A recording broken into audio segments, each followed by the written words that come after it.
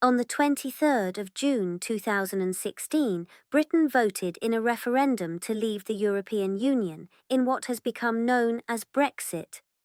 Inventors and entrepreneurs started asking how Brexit would affect regulatory compliance. After all, being out of the EU would potentially mean Britain being out of the EU single market and customs union. However, the European Union is still vital to the overall British economy. In 2024, according to the House of Commons Library, the EU accounted for 48% of goods exports and 36% of services exports. Also in that same year, 54% of goods imports and 45% of services imports in the UK were from Europe. So needless to say, the European Union is still vital to the British economy. While the UK government negotiated the withdrawal with European power brokers in Brussels, the Aplos team really did not want to comment due to concerns of giving misinformation. And as of this video's production in November 2025, there is still a lot of ambiguity as to how day-to-day life in the UK has changed since leaving the EU.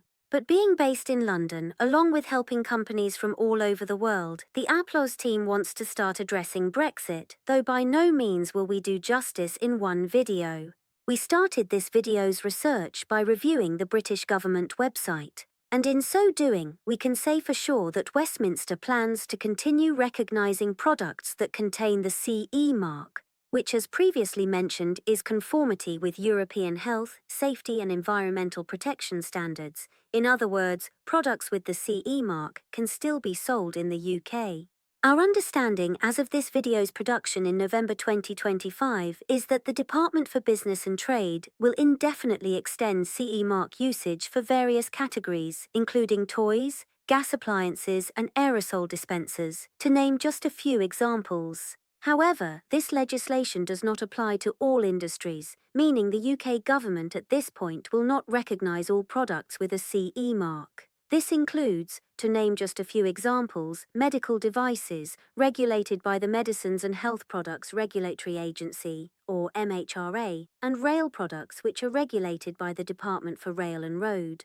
For simplicity, we will address in a separate video those industries for which the British government will not accept the CE mark.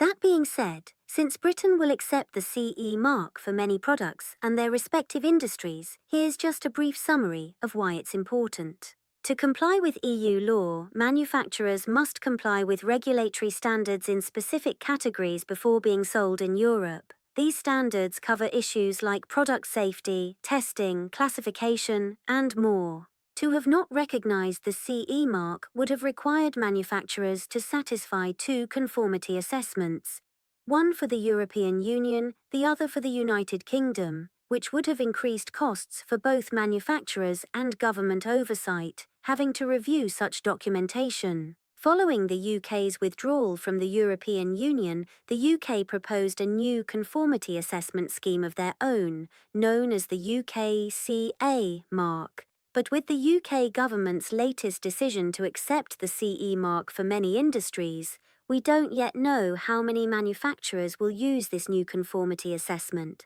So, at this point, it seems that many manufacturers and entrepreneurs who already comply with European health, safety and environmental standards can still legally market and sell their products in Britain. But as we discussed, this policy is not uniform, as some industries must now comply with different UK guidelines. The Aplos team will address that in future videos. Admittedly, this video only scratches the surface of Brexit in regards to regulatory compliance, and we will certainly address Brexit in more detail in further videos, including those industries for which the UK government does not accept the CE mark, as well as the type of withdrawal Britain had, hard withdrawal versus soft withdrawal, and how that affects regulatory compliance.